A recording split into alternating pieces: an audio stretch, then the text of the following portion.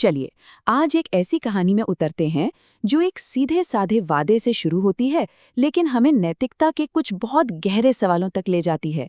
ये कहानी है एक औरत और 3 आदमियों की, जहां हमें ये तय करना है कि असल में पुण्य का मतलब क्या होता है।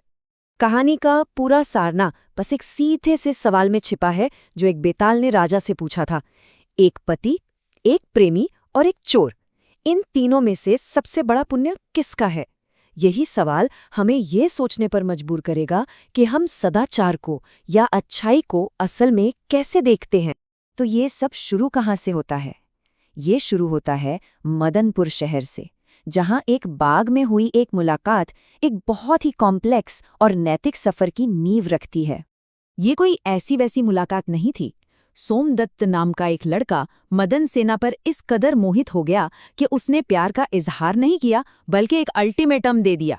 उसका कहना सीधा था, या तो तुम मेरी हो जाओ नहीं तो मैं अपनी जान दे दूंगा। और यहीं इस इमोशनल प्रेशर में आकर मदन सेना एक ऐसा वादा कर बैठती है जो उसकी पूरी जिंदगी बदलने वाला था।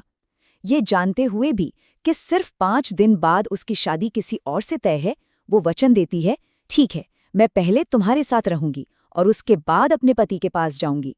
और यही वचन कहानी के हर मोड़ की वजह बनता है। अब कहानी का रुख मुड़ता है मदन सेना की शादी की रात की तरफ, जहां उसके इस वादे के तुरंत परीक्षा होने वाली थी।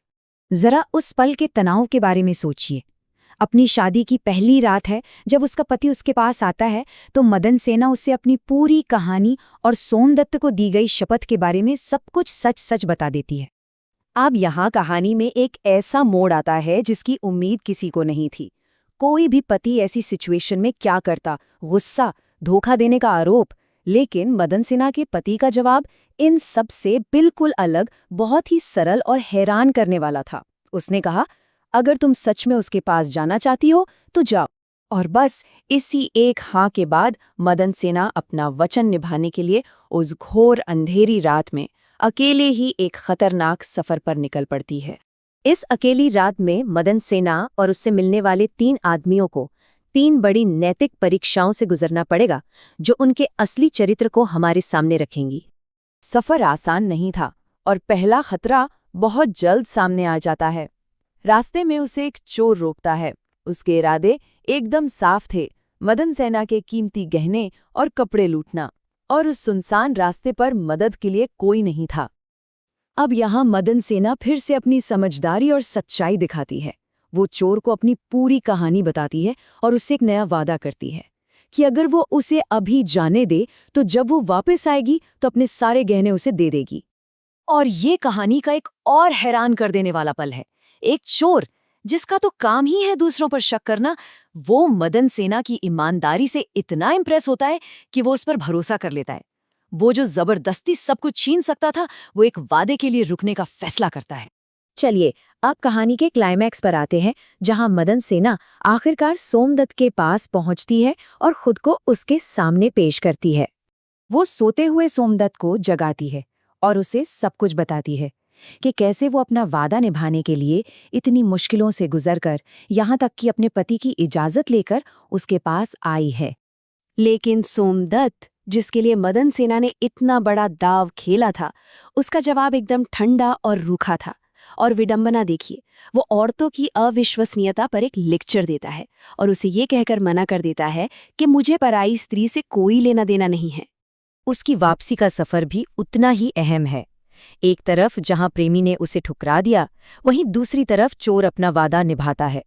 वो उसकी कहानी सुनकर न सिर्फ उसे जाने देता है बल्कि उसकी सच्चाई की तारीफ भी करता है। इसके बाद वो सुरक्षित घर लौटकर अपने पति को पूरी कहानी सुनाती। तो चलिए जरा इन तीनों आदमियों के कामों को एक एक करके देखते हैं। पति ने उससे इसलिए जाने दिया क्योंकि उसे लगा कि उसका दिल किसी और के लिए धड़क रहा है। प्रेमी ने सामाजिक नियमों और राजा के डर से उसे मना कर दिया। लेकिन चोर, उसका काम इन सबसे बिल्कुल अलग था। तो अब कहानी घूमकर वहीं वापस आती है जहां बेताल राजा विक्रमाजीत से इस पहेली को सुलझाने को कहता है। तो फाइनल जवाब से ठीक पहले चलिए एक बार फिर उस मेन सवाल पर गौर करते हैं जिसने इस पूरी नैतिक दुविधा को खड़ा किया है। पति, प्रेमी या चोर?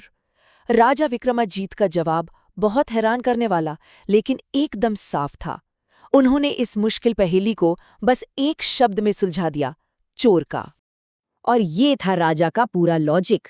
उन्होंने समझाया कि पति और प्रेमी के अच्छे काम के पीछे कोई न कोई मजबूरी थी, लेकिन चोर का काम, वो किसी भी बाहरी दबाव या स्वार्थ से पूरी तरह आजाद था।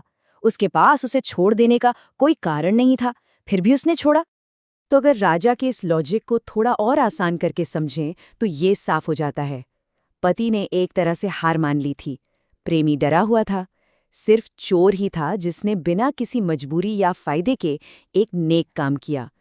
तो इस कहानी से सबसे बड़ी सीख क्या मिलती है? ये हमें सच्चे पुण्य की एक परिभाषा देती है। सच्चा पुण्य वो काम है जो बिना किसी मजबूरी, डर या सामाजिक दबाव के किया जाए। ये वो नेकी है जिसे करने के लिए कोई आपको मजबूर नहीं कर रहा, फिर भी आप उसे करते हैं। राजा ने तो चोर को चुना, लेकिन ये जो नैतिक दुविधा है, ये आज भी उतनी ही रेलेवेंट है, जो हमें ये सोचने पर मजबूर करती है कि हम अपनी जिंदगी में और दूसरों के कामों में असल में पुण्य को कैसे मापते हैं।